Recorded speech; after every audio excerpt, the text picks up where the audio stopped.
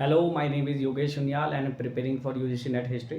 तो इससे पहले की वीडियो हमने स्टोनेज के ऊपर दी थी और ये वीडियो जो हमारी रहेगी ये मुख्यतः फैक्चुअल वीडियो रहेगी, जिसके अंदर हम समझेंगे कि आखिरकार उस स्टोनेज के अंदर कौन कौन सी साइट्स थी, कैसा परिवर्तन था, क्या चेंज था, जो बहुत इंपॉर्टेंट होगा पेपर की तरफ से, चाहे वो कोई भी पेपर हो। तो हम बिना टाइम को वेस्ट करे हुए यहाँ पर सिर्फ समझने का प्रयास करते हैं। देखो, मानव सभ्यता का विकास 3-4 खंडों में हुआ है, जिसमें हम ऑस्ट्रेलोपिथेकस, होमो हैबिलियस, होमो इरेक्टस, होमो सैपियंस पुरातन, निरंडरथल मानव और होमो सैपियंस सैपियंस जो हम आज का मानव है, इसके ऊपर आके रुक जाते हैं। और इसी तरह से इस विकास को देखने के बाद हम ये समझेंगे सबसे पहले कि कैसे इतिहास को हम किसी कालखंड के रूप में बांट सकते हैं या किसी टाइप के रूप में बांट सकते हैं। तो इतिहास हिस्ट्री को हम 3 टाइप से बांटते हैं या 3 तरीकों से हम बांटते हैं, जो अपनी सहूलियत के लिए। तो हम पहला कहते हैं प्रागैतिहासिक काल। प्रागैतिहासिक काल एक ऐसा काल है जिसके अंदर हम समझें कि हमारे पास सिर्फ आर्कियोलॉजी है, वहाँ पर हमारे पास कोई भी साहित्य या टेक्स्ट नहीं है। तो हमें सिर्फ जो भी समाज के बारे में जानना है वो एक आर्कियोलॉजी और एक पुरातत्व के माध्यम से ही जानना है, जिसका वर्ष हम 25 लाख ईसा पूर्व से लेकर 3000 ईसा पूर्व तक आ जाते हैं। सेकंड जो हमारे पास फेज है, जिसको हम कहते हैं आग्र ऐतिहासिक काल। देखो, आग्र ऐतिहासिक काल जो है, जो 3000 ईसा पूर्व से लेकर 600 ईसा पूर्व तक जाता है, एक ऐसा पीरियड है जिस पीरियड के अंदर हमारे पास टेक्स्ट हैं पर हम उसे पढ़ नहीं सकते। जैसे कि हड़प्पा सभ्यता की जो लिपि है वो आज तक पढ़ी नहीं गई। क्यों? क्योंकि एज कम्पेयर टू कि मेसोपोटामिया और मिस्र जो पढ़ी जा चुकी है, क्योंकि हड़प्पा सभ्यता का जो सबसे बड़ा लेख है वो 26 अक्षरों का है। तो आप समझ सकते हो, सिर्फ हमें 26 लेटर सबसे बड़े लेख में मिल रहे हैं। ऐसा नहीं है कि बड़ा लेख नहीं रहा होगा या लिखना नहीं, बड़ा नहीं लिखा होगा। हमारे पास जो आर्कियोलॉजी है, जो सबूत मिले हैं, उसमें यही मिला है। उसको पढ़ना बड़ा कठिन है। तो एक ऐसा ही पीरियड हमने उसे कहा आग्र ऐतिहासिक काल। इसके बाद का जो पीरियड है उसे हम थर्ड नंबर पे रखते हैं, जिसको हम कहते हैं ऐतिहासिक काल, जो 600 ईसा पूर्व से और प्रारंभिक काल तक ही जाता है। इस समय वैदिक टेक्स्ट भी आ चुके थे, जैनों के टेक्स्ट आ चुके थे, बुद्ध टेक्स्ट आ चुके थे, और जिसमें पूरी तरह से साहित्य को हम पढ़ सकते हैं और एज आर्कियोलॉजी की भी मदद ले सकते हैं। उसके बारे में हम जानते हैं।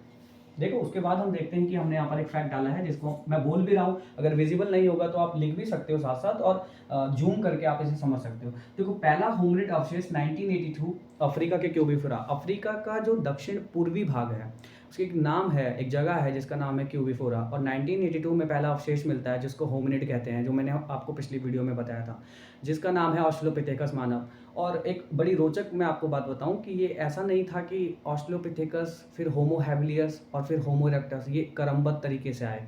ये ऐसा नहीं हुआ कि एक खत्म होने के बाद दूसरे आए। नई रिसर्चों के माध्यम से ये भी देखा गया है कि ऑस्ट्रेलोपिथेकस के साथ होमो हैबिलियस मानव भी साथ साथ चल रहा था, और फिर एक साथ दोनों के होमिनिड एक ही काल में आना, इसका मतलब है कि दोनों साथ एक साथ चल रहे थे और एक ने हटा दिया, और जब हटा दिया या उसको मार दिया या कुछ भी करा होगा तब गया। तो ये ऐसा नहीं कि एक के खत्म होने के बाद दूसरा डेवलप हुआ है।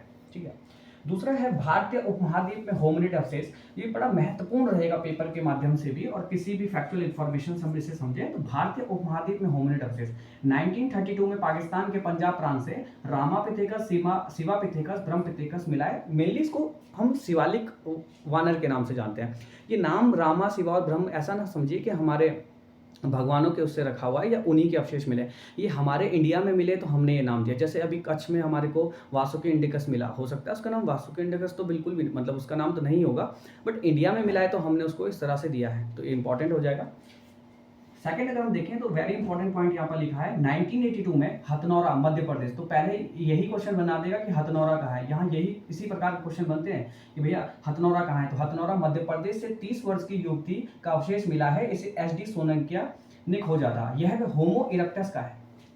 2 क्वेश्चन यहाँ से बन सकते हैं कि भाई जो भारतीय उपमहाद्वीप में पहला होमिनिड मैंने बता रखा है वो कौन सा है। तो एक तो मध्य प्रदेश हथनौरा से मिला है, और दूसरा महत्वपूर्ण प्रश्न ये हो जाएगा कि कौन से मानव का है, जैसे क्या ऑस्ट्रेलोपिथेकस मानव है या कोई। तो होमो इरेक्टस और होमो सैपियंस पुरातन, उसके आसपास हम उसे मानते हैं, और उसकी खोज करी है एच.डी. सोलंकिया ने। देखो, एच.डी. संकालिया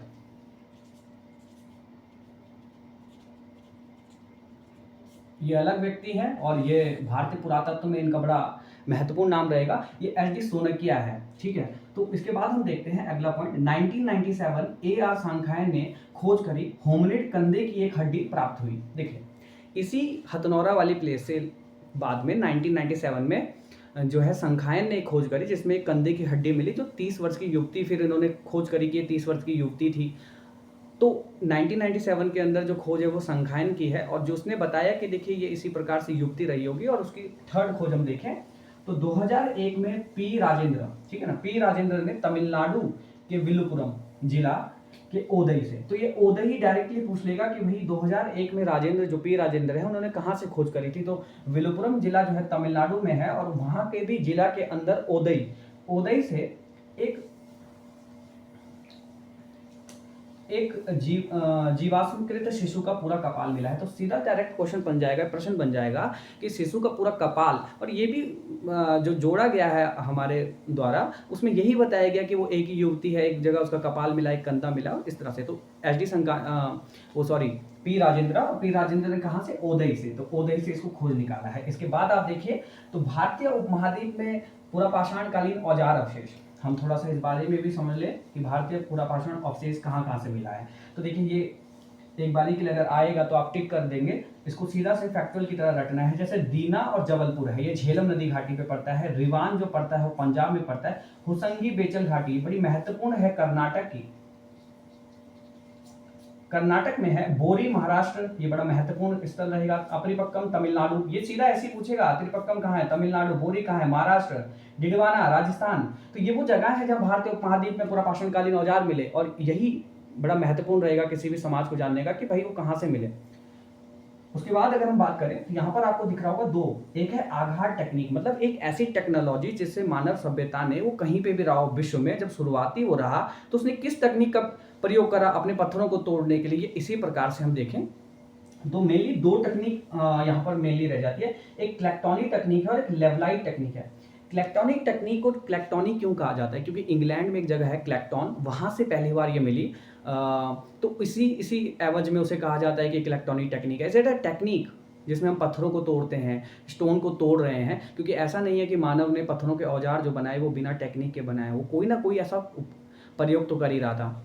सेकेंड अगर हम देखें यहाँ पर क्या है, लेवलाइट टेक्निक है। लेवलाइट टेक्निक एक फ्रेंच जो है, फ्रांस के अंदर एक लेवलाइट नामक शहर, नगर है या कुछ जगह होगी, वहाँ पर ये टेक्निक पहली बार मिली। मेनली ये लेवलाइट टेक्निक ऐसी होती है, इसके अंदर ना कोई भी पत्थर होता है तो उस पत्थर को ऐसा कछुआ होता है ना, कछुए के संग के जैसे ऐसा बना दिया जाता है, इधर से भी पहना, इधर से भी पहना, इधर से भी, तो इस ऐसा कोर टाइप का रहता है। लेवलाइट टेक्निक के बारे में मैं आगे बात करेंगे। देखो आज का जो हमारा चैप्टर है उसकी शुरुआत हम यहाँ से कह सकते हैं। उससे पहले का ये मैंने आपको व्यू दिया जो बड़ा महत्वपूर्ण रहेगा, कि जो औजार हैं, अगर मानव की हम बात करें तो मानव ने अपनी सहूलियत के हिसाब से अलग अलग टाइम पे अलग अलग औजार बनाए। तो शुरुआती हम देखें तो जैसे गंडासा और खंडक आ जाता है, तो गंडासा और खंडक को हम कहते हैं चॉपर चॉपिंग। चॉपर चॉपिंग मतलब कोई भी चीज़ को चॉप करने के लिए, मतलब कैसे कि जैसे किसी का कीमा बनाने के लिए आप समझ सकते हो कि चॉपर चॉपिंग का प्रयोग। फिर आते हैं हस्त कोठार और विदारणी। देखो हस्त कोठार को हम हैंडेक्स कहते हैं और विदारणी को हम क्लीवर्ड कहते हैं। तो हैंडेक्स का मतलब है हथौड़ा, हैंडेक्स आप समझ रहे हो, हस्त कोठार उसी तरह से। फिर खुरचनी आती है, किसी चीज़ को खुरचना, स्कैपर हो गया। वेदनी हो गया जिसको हम पॉइंट कहते हैं। इसे आप समझो कि यार कोई भी जानवर को मारना है तो पॉइंटेड कुछ बनाएंगे ना, नोक जैसी, तो वो वेदनी हो जाएगा, ठीक है। तक्षणी आपका ब्यूरिन हो गया, it is a type of पेचकस। आप पेचकस देखोगे ना तो उसी प्रकार से ये रहता है।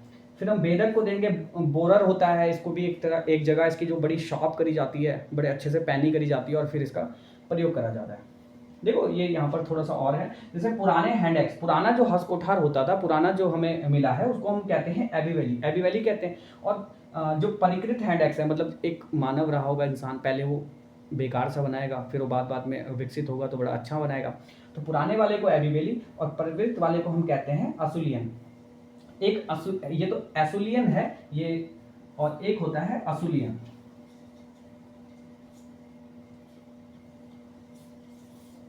असुलियन एक ऐसी जगह होती है जहाँ पर बड़े पैमाने पर हस्त कोठार मिलते हैं। जैसे हम कहते हैं ताम्र संग्रह जगह। जैसे कि अगर हम ताम्र पाषाण काल की बात करें तो ताम्र पाषाण काल के अंदर एक संस्कृति है ताम्र संग्रह संस्कृति। वहाँ पर तांबे की बहुत बड़े पैमाने पे वस्तुएं मिलेंगी, वैसे पत्थर की बहुत बड़े पैमाने पे वस्तुएं मिलेंगी, तो उसे असुलियन कहते हैं। ओके, तो अब हमारा जो मेन चैप्टर है वो यहाँ से शुरू होता है, पूरा पाषाण काल। देखो मैंने कहा था कि पूरा पाषाण काल को हम 3 एज में डिवाइड कर सकते हैं, पूरा पाषाण काल, मध्य पाषाण काल और फिर नव पाषाण काल। तो मैंने कहा था पूरा पाषाण काल भी हम 3 फेज में डिवाइड करेंगे। एक है हमारे पास पूरा पाषाण काल, एक मध्य पूरा पाषाण काल और एक उच्च पूरा पाषाण काल। तो इसके अंदर की फैक्चुअल इन्फॉर्मेशन को एक बार समझ लेते हैं। तो सबसे पहले हम देखें तो निम्न पूरा पाषाण काल की हम बात कर रहे हैं। तो निम्न पूरा पाषाण काल के अंदर हमारे पास मेनली 2 जगह बड़ी महत्वपूर्ण थी। एक तो सोहन संस्कृति, ठीक है। सोहन संस्कृति इसलिए कहते हैं कि कश्मीर वाला जो पार्ट है सोहन पठार, वहां पर सोहन संस्कृति पता चलती है। इसकी खोज करी है वीएन वाडिया ने और 1928 में इसकी खोज करी गई वीएन वाडिया द्वारा। और एक है मद्रास संस्कृति जिसको 1864 के अंदर खोज करी गई। मेनली अगर देखें तो निम्न पुरा पाषाण काल के अंदर हमें सबसे पहले जो अवशेष मिलते हैं वो ब्रुसफुट से मिलते हैं। एक व्यक्ति है ब्रुसफुट जिन्होंने इसके बारे में खोजा था और सबसे पहले ये मद्रास के पल्लवरम, इसको लिख दिया जाए कहीं पे, यहाँ पर शायद विजिबल नहीं होगा तो मैं आपको बोल देता हूँ, आप बोल के मद्रास के पल्लवरम से रॉबर्ट ब्रुसफुट उनका नाम है। 1863 का वो साल है। 1863 के अंदर रॉबर्ट ब्रुसफुट ने मद्रास के पल्लवरम से पहली बार निम्न पुरा पाषाण काल के कुछ औजार खोजे जिनमें हैंड एक्स भी था। हैंड एक्स ही मेनली वहाँ पर संस्कृति थी, चॉपर चॉपिंग भी था। पर यहाँ पर दिक्कत क्या हो रही थी, जब हम सोहन नदी घाटी की बात करें तो यहाँ पर हमारे को मेनली हैंड एक्स मिला है और यहाँ पर हमारे पास हैंड एक्स भी था, चॉपर, यहाँ पर मद्रास वाले में हमारे पास चॉपर चॉकिंग था, यहाँ पर हैंड एक्स था।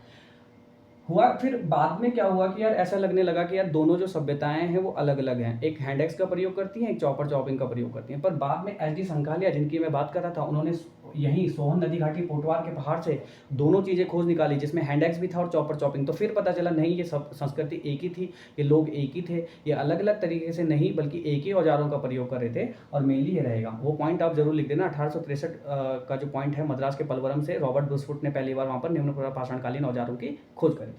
उसके बाद हम बात करें कि कोई जगह है जैसे बेलन घाटी उत्तर प्रदेश, यहाँ से भी मिला है जिसका उत्खनन करता GR शर्मा है। फिर हम बात करें तो पश्चिम क्षेत्र की अगर अब मैं कहता हूँ कि निम्न पुरा पाषाणकालीन जो स्थल है वो कहाँ कहाँ से मिले हैं, जरा इसमें इंपॉर्टेंट हो जाएगा, जरा समझ के चलना।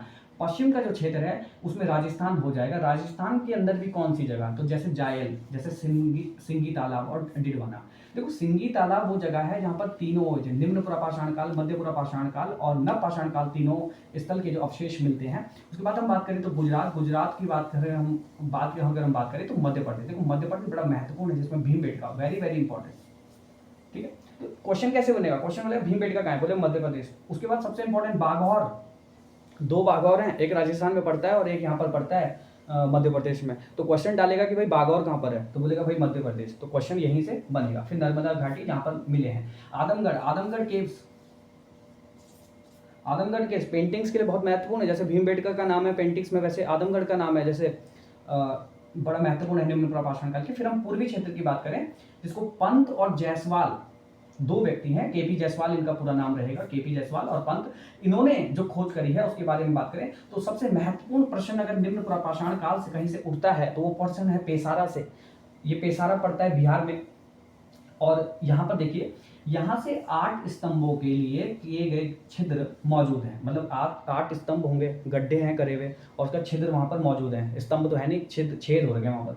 ठीक है, जो कुश की छत व घर की ओर संकेत करते। तो भाई क्वेश्चन बन जाएगा कि क्या निम्न पुरा पाषाण काल के अंदर मानव ने ऐसा प्रयोग करा कि वो अपने घर बना रहा है, तो वो प्रयोग कहाँ से मिलता है, पेशारा से। अब ये जरूरी नहीं है कि वो छेद उसी लिए बनाए होंगे घर होगा, बट हमने एक लगाया। मैंने कहा ना जो ऑब्जेक्टिव होता है उसको मतलब नहीं होता कि इसमें सत्य क्या है नहीं है, पर उसको ये पता है कि ये पॉइंट है यहाँ पर हमें आर्कोलॉजी ने ढूंढा है, तो हो सकता है बात की खोजों में पता चले उन्होंने तो किसी और चीज़ के लिए गड्ढे करे हो, वो एक अलग मैटर है। पर पेशारा बहुत मोस्ट इंपॉर्टेंट हो जाएगा। यहाँ पर कौन सी जगह है जिसके बारे में बात करें तो पेशारा। दक्षिण क्षेत्र की बात करें तो इसमें कर्नाटक की होसंगी, देखो होसंगी भी बड़ा महत्वपूर्ण जगह रहेगा। बोलता है बेचल होसंगी घाटी कहाँ पर है, क्वेश्चन डालेगा कर्नाटक।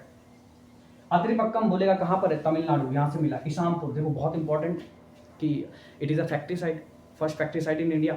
इसामपुर आपका कर्नाटक मिलेगा, गुलबर्गा जिला, याद रखना कर्नाटक गुलबर्गा जिला। यहाँ पर क्या है कि जैसे मानव सभ्यता रही होगी उसने अपना औजार बनाए, तो औजार बड़ी क्वांटिटी में बनेगा, है ना, क्योंकि 1-2 औजार तो चाहिए नहीं, तो उसके लिए एक फैक्ट्री साइट होगी जहाँ पर हर प्रकार का पत्थर होगा, क्वार्टजाइट भी होगा, चर्ट भी होगा, बेसाल्ट होगा कोई, तो वो सारा जो जगह है वो इसामपुर कर्नाटक में है। और यहाँ पर जो है सबसे महत्वपूर्ण हमारे को चीज़ें मिली हैं जिसकी हम बात करते हैं फैक्ट्री साइट। फिर हम बात करते हैं यहाँ पर अगर हम देखें तो मध्य पाषाण काल की हम बात करते हैं। और मध्य पाषाण काल के अंदर का जो चेंज है, मैंने कहा था आपको चेंज को समझना है भाई। निम्न पुरा पाषाण काल के बाद मध्य पुरा पाषाण काल के अंदर क्या चेंज आया, इस बात को समझना है। तो देखो मध्य पुरा पाषाण काल की अगर हम बात करें तो यहाँ पर स्कैपर और पॉइंट, मतलब मैंने कहा था कि शुरुआती जो संस्कृति रही उसने गंडासा और चॉपर चॉपिंग का प्रयोग करा, पर बाद में जब मानव सभ्यता का डेवलपमेंट हुआ और उन मानव ने जो दूसरा टूल्स यूज़ करा जो मध्यपुरा पाषाण काल के लिए करा, उसका नाम है स्कैपर। स्कैपर जिसमें मैंने कहा था खुरचने के लिए पॉइंटर, जो पॉइंटर होता है नोकीला होता है, उनकी आवश्यकता और अपनी ज़रूरत के हिसाब से उन्होंने इसे बनाया होगा, मुझे तो यही लगता है। ठीक है ना, तो महत्वपूर्ण हो गया। इसी उपकरण पश्चिम यूरोप के मुस्तरीन संस्कृति से भी मैच होती है। देखो इसी प्रकार की जो संस्कृति है, जिस प्रकार का प्रयोग यहाँ पर करा इंडिया में, ऐसे ही पश्चिम यूरोप में एक जगह है मुस्तरीन, तो मुस्तरीन से मिला तो इसको कंपेयर कर जाता है कि भाई ये संस्कृति मुस्तरीन संस्कृति के द्वारा है, ये ऐसा कंपेरिजन चलता है। ठीक है, अब हम बात करें नेवासा। नेवासा आपका पड़ेगा महाराष्ट्र वाली बेल्ट में पड़ेगा नेवासा, चिरकी नेवासा मेनली से कहते हैं।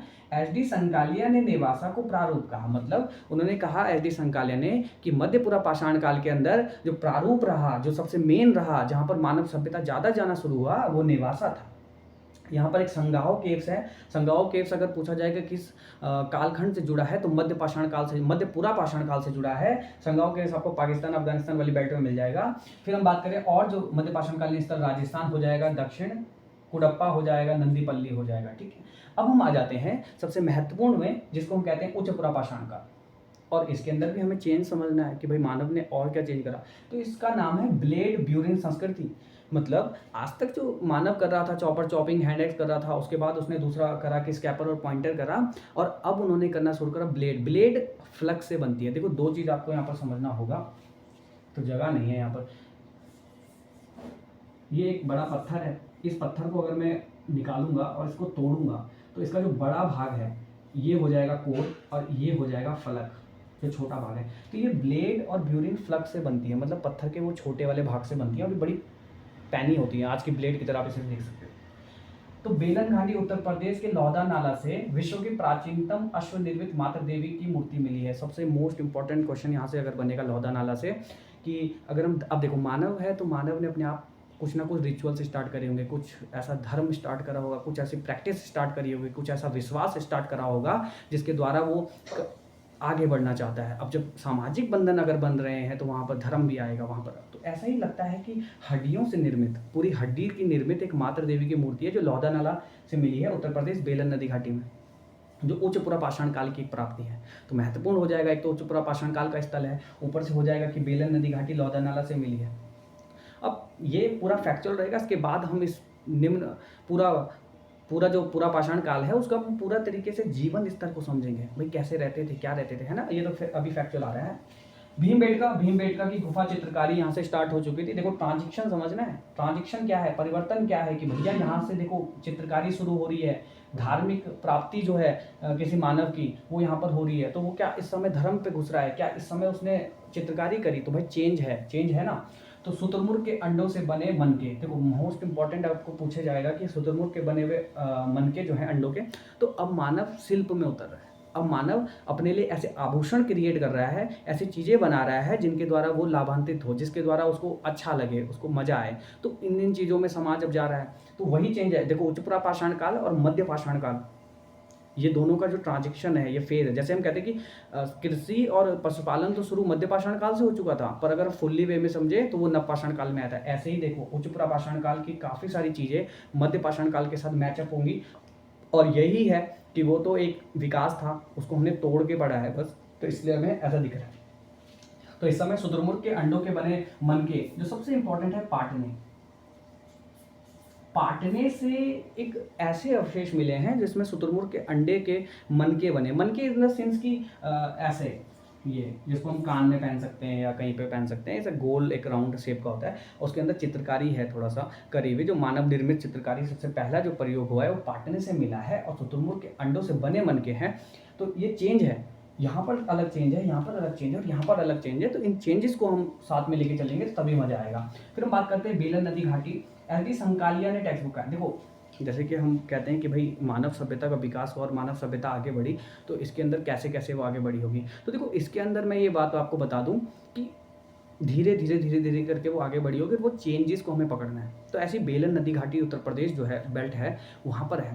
तो यहाँ पर देखा गया है कि भाई पशुपालन के जो पहले प्रयोग हैं, क्योंकि यहाँ पर बकरी और भेड़ वगैरह का अवशेष मिला है, बल्कि यहाँ का जो सराउंडिंग है यहाँ पर होते नहीं थे वो, हो ऐसा माना गया है इतिहासकारों द्वारा कि उसको लाया गया था कहीं से, जो ऊपर वाले पर्वतीय भाग है वहाँ से लाया गया, जहाँ पर वो रहती है, जो उसका एनवायरनमेंट है बकरियों का, क्योंकि मध्य जो भाग है हमारा बेलन नदी घाटी वाला, वहाँ पर बकरी नहीं रह सकती थी, क्योंकि हर एक चीज़ को अपना क्लाइमेट चाहिए होता है रहने के लिए, पनपने के लिए। तो कहा जा सकता है कि अगर वो लाए थे और लाने के बाद उन्होंने पाला, तो पशुपालन का सबसे पहला प्रयोग बेलन नदी घाटी हो सकता है। इसीलिए एच डी संकालिया उसको कहते हैं कि टेक्स्ट बुक है। ये तो टेक्स्ट बुक की तरह है, मतलब यहाँ तो सब कुछ खोज है, यहाँ पर से हम पूरी तरह से जान सकते हैं, सब कुछ हम प्रयोग कर सकते हैं। तो इसलिए बेलन नदी घाटी बड़ा महत्वपूर्ण हो जाएगा। तो ये प्रयोगों में ही रहता है, यहाँ पर हम पुष्टि तो नहीं कर सकते, पर फिर भी हम ये समझ सकते हैं कि बेलन नदी घाटी जो अपने एनवायरनमेंट में बकरी नहीं थी, उसको दूसरे एनवायरनमेंट में लाके ढालना, उसको पालना, शायद यहाँ से शुरुआत हो सकती है, और इसीलिए हम इसको आपको बता रहे हैं। तो बेलन नदी घाटी का जो जिक्र मैंने करा वो थोड़ा सा आप देख लेना। फिर वही है कि उच्च प्रपाषण काल के क्षेत्र, तो जैसे राजस्थान हो गया, मध्य क्षेत्र में बागौर हो गया, बागौर कहाँ पर है तो बोलेगा मध्य प्रदेश में, महाराष्ट्र हो गया, पाटने कहाँ पर है तो बोलेगा महाराष्ट्र में, भदने इनाम गांव कहाँ पर है तो महाराष्ट्र में, उत्तर प्रदेश में आंध्र प्रदेश में अगर मैं देखूँ तो रेनीगुंटा, देखो रेनीगुंटा की गुफाएं कहाँ हैं, आंध्र प्रदेश, अतिरपक्कम की गुफाएं कहाँ हैं, तमिलनाडु, भीमबेटका कहाँ है, मध्य प्रदेश। तो इस तरह के क्वेश्चन बन, मचतुला चिंतामनुगामी, देखो मचतुला चिंतामनुगामी बहुत वेरी इंपॉर्टेंट, अगर एक साइट है जिसके अंदर हमें हड्डियों का जो ढांचे होते हैं उसके काफ़ी सारे अवशेष वहाँ पर मिले हैं, और हड्डियों निर्मित काफ़ी सारी चीज़ें मिली हैं। तो ये कहाँ पर है, आंध्र प्रदेश के अंदर, ठीक है। तो कर्नाटक के अंदर सोरपुरा हो गया, गुजरात के अंदर विसदी हो जाएगा, ठीक है। तो मेनली हमने सारा कवर कर दिया है स्टोन एज के बारे में, आप देखिएगा तो स्टोन एज को हमने फुल्ली कवर कर दिया है, सारे पॉइंट्स को हमने इसमें लिख दिया है। और उसके बाद जो अगला हमारा स्टेप रहेगा उसके अंदर हम पढ़ेंगे जीवन स्तर, कि अगर हम इस पूरे फैक्ट जो हमारे पास हैं, पुरातत्व से निकले हुए फैक्ट हैं, सब कुछ हैं, अगर हम इसके आधार पर उस समाज को जानने का प्रयास करें तो क्या वो समाज किस तरह से रहा होगा। देखो मेनली कुछ इतिहासकार कहते हैं कि बड़ा उनका जीवन बड़ा कठिनाइयों से भरा रहा होगा, जो पूरा पाषाणकालीन मानव है, क्योंकि वो आखेटक समाज है। अब ये तो आपकी समझ है, ये आपका न्यायालय में, ये ऐसा ना कि कोर्ट होता है जो सारे दलीलों को सुनकर फिर न्याय करता है, उसी प्रकार से इतिहास भी है, वो समाज है, क्योंकि वहाँ पर हम में से कोई नहीं, हमने तो पुरातत्व निकाल दिया। अब आपके ऊपर है कि आप उस समाज को ऐसा, उनकी जो जीवन है उसको आप कठिनाइयों भरा समझना चाहते हो, या उसका जीवन को आप ऐसा समझना चाहते हो कि बड़ा बड़े बेहतरीन था। तो कुछ इतिहासकार ऐसे कहते हैं कि भाई उसका जीवन जरा कठिनाई पर, आप समझिए कि इतने सालों, इतने वर्षों तक उन्होंने वहाँ पर रहे, तो क्या बिना कठिनाई के, कठिनाइयों भरे जीवन के साथ कोई रह सकता है? हो सकता है कि बड़े आनंद से रह रहे हों, आखेटक समाज रहा होगा। फिर इसके बाद क्वेश्चन आते हैं कि महिलाओं की स्थिति कैसी रही होगी, पुरुषों की स्थिति कैसे रही होगी, कामकाज कैसे बटा रहा होगा, धर्म की क्या वैल्यू रही होगी, और अन्य चीज़ों पे हम बात करेंगे अगली वीडियो में। एक पॉइंट यहाँ पर लिखा है कुरनूल का, तो कुरनूल आंध्र प्रदेश में पड़ता है, जहां से जानवरों के दांत में छिद्र पाए गए, मतलब वो लोग अब क्या करना शुरू कर दिए हैं कि कोई जानवर का दांत निकाला, उसमें छेद करा, माला पहन ली। तो आज के अंदर जो हम ये माला पहनते हैं, आज भी हम बाघ के दांत को निकाल कर पहना जाता है, हमारे शिल्प के हो गया, हाथी का दांत हो गया, बहुत सारे ऐसे आभूषण हैं इसका प्रयोग होता है। तो इसकी सभ्यता का विकास, इसी चीज़ का विकास कर दिया था लाखों वर्ष पूरे हमारे पूर्वजों ने, और जो यहाँ पर कुरनूल से इसका एविडेंस मिल रहा है। इसीलिए मैंने कहा था इतिहास और कुछ नहीं, उस मानव सभ्यता की पढ़ाई है जिसका इम्पैक्ट आज के जीवन के अंदर देखा जा सकता है, और भविष्य की दिशाएं से निर्धारित हो सकती हैं। तो इसी के साथ हम इसके अगला जो पड़ाव आएगा जीवन स्तर, उसको प्रयोग करेंगे। और आज के लिए इस वीडियो में इतना ही। थैंक यू, नमस्कार।